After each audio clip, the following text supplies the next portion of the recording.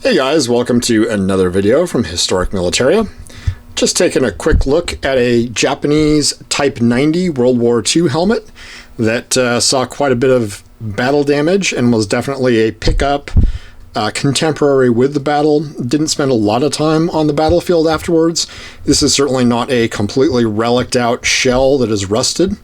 As you can see, it took a concussive hit of some sort that actually cracked the shell, and then you've got a fair amount missing here, and then the crack continues up to here, and this is actually bent in as well.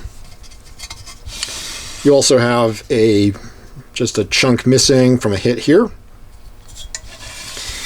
and then moving it around, there's actually no damage in the front other than your emblem, which would have been right here, is no longer attached.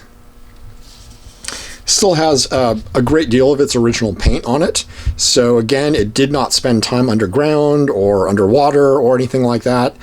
A lot of these were brought back during World War II by US GIs, certainly from the South Pacific. It would have probably been a Marine Corps or sailor who saw some combat and brought this back as a souvenir of their time in the South Pacific. Still has the rivets in it, as you can see, and is still, like I said, in fairly good condition. It's certainly a very solid helmet still. You have the sort of poorly applied paint. This almost looks like it might have been a field repaint. It's a little bit thicker and just a little bit not what you would expect from a factory helmet. But turn this over and you have some of the liner system still in it.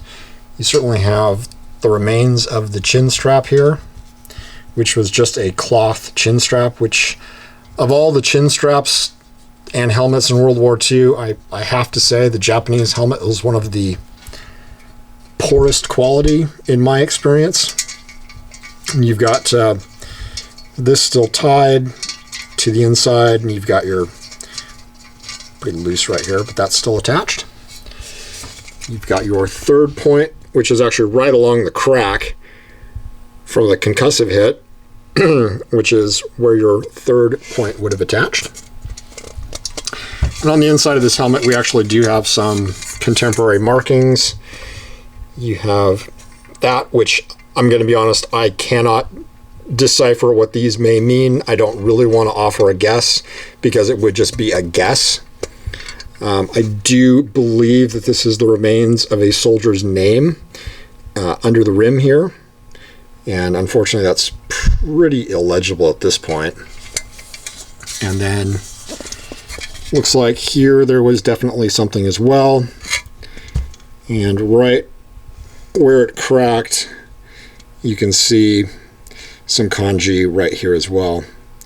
If anyone's got some ideas on what this might mean, I would love it if you would put something in the comments and sort of educate all of us about what this is and what that might mean.